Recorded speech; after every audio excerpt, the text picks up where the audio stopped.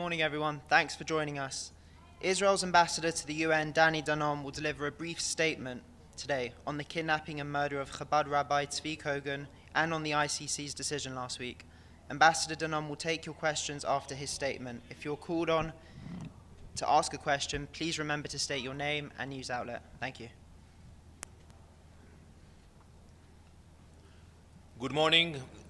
This weekend, Chabad Rabbi Tzvi Kogan's brutal kidnapping and murder in the UAE shocked and saddened the state of Israel. It was a monstrous act of terror that demands swift justice.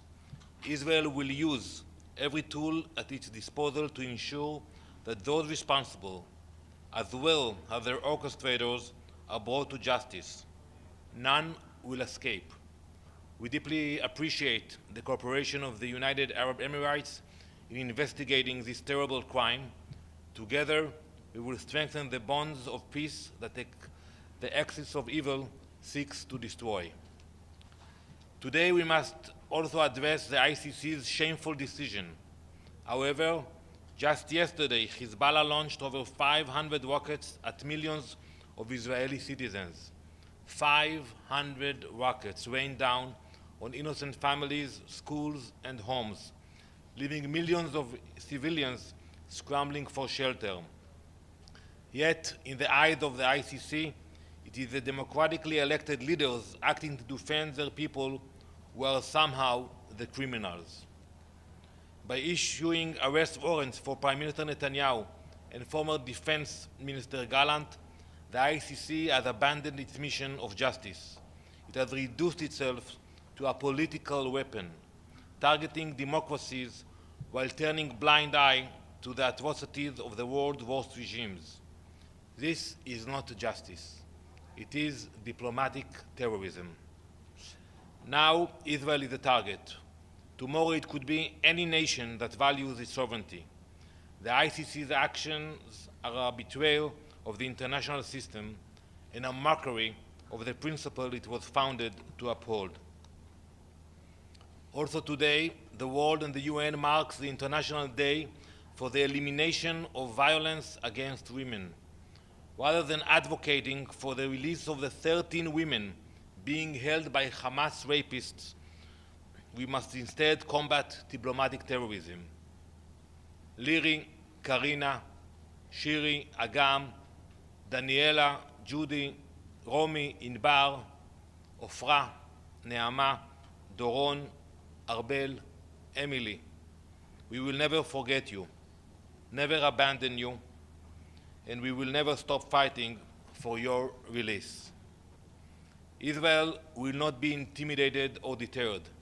We will defend our people, we will fight for the freedom of the hostages, and we will stand firm against the forces that seek to undermine peace and justice. Thank you. Ambassador Margaret Bashir, Voice of America.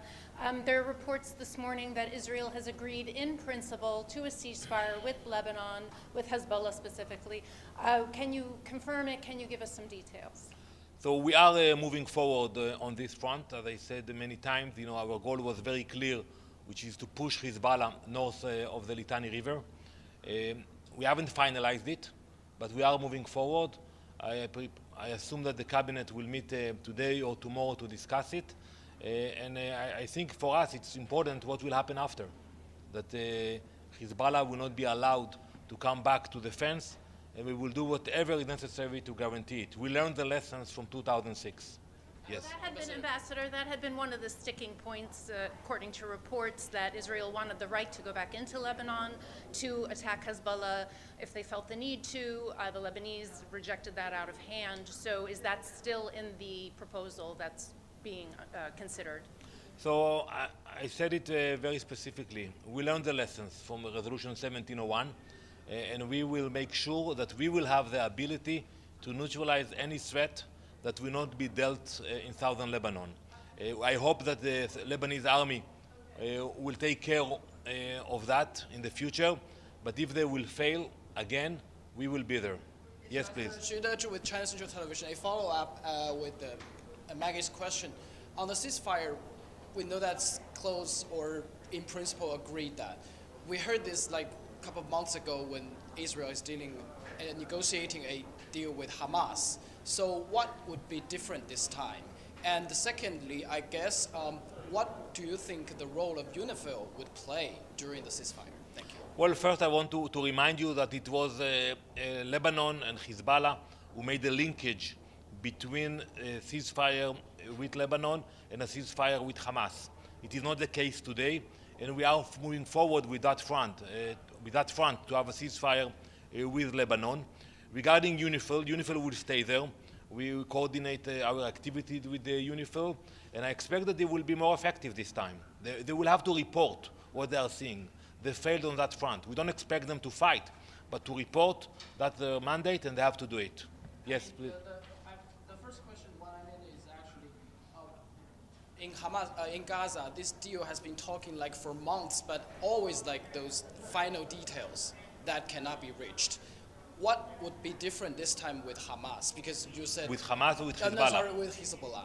What would be the Well, the details? you know, with Hezbollah or with Lebanon, actually, it's easier because you're dealing with a nation, with a country. The negotiators can receive answers. With Hamas, it's much more difficult. You're dealing with a terrorist organization. It's very hard to get answers. You know, until today, we haven't received a list of the hostages who are still alive or a proof of life. So it's a huge difference between dealing with Lebanon and dealing with Hamas. Yes, Edith. Thank you, Mr. Ambassador.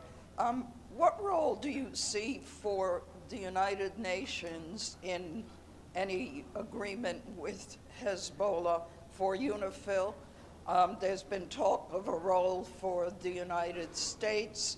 And how soon do you expect this to happen? Are we talking about the next few days?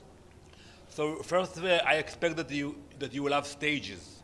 You know, it's not going to happen overnight. There will be a few stages, few requirements. You know, the most important condition for us is the withdrawal of Hezbollah north of the Litani. We said it from the beginning, that will be our goal in this war.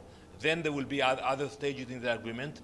Regarding the UN, as far as I know, the UN is not part of the agreement, but the presence of UNIFIL over there is important. And we are grateful for that. I'm in constant connection with the peacekeeping department at the UN. They are visiting the area. They are involved. They know about what's happening.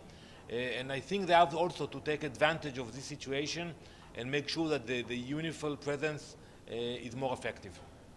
Ambassador, could I just ask you one on Rabbi Kogan? Sure. You mentioned the axis of evil. So is Israel pointing fingers at Iran or one of its proxies in his murder in UAE? Well, we cannot go into details yet, but it's all known that it wasn't like a terror attack that came from the UAE itself. You know, it was imported. You know, those terrorists who brought there, who kidnapped the rabbi. And you know, I know the rabbi and I know the work he did there, and it is unfortunate because the UAE, it's known for tolerance and they respect all religion, and I think those people who chose the location of the UAE to commit such a horrible crime, it's shameful, and I trust that the UAE government will make sure that they will pay the price for that. And Ambassador, just sorry, one more. You often tell us Israel is the biggest democracy in the Middle East. Why is the government sanctioning Haaretz for its reporting? Well, you know, I think that's for the government of Israel to decide which papers they subscribe to. You know, we all have the options to decide about that, and that's also a decision of the government or the ministers which newspapers they want to read. Thank you very much.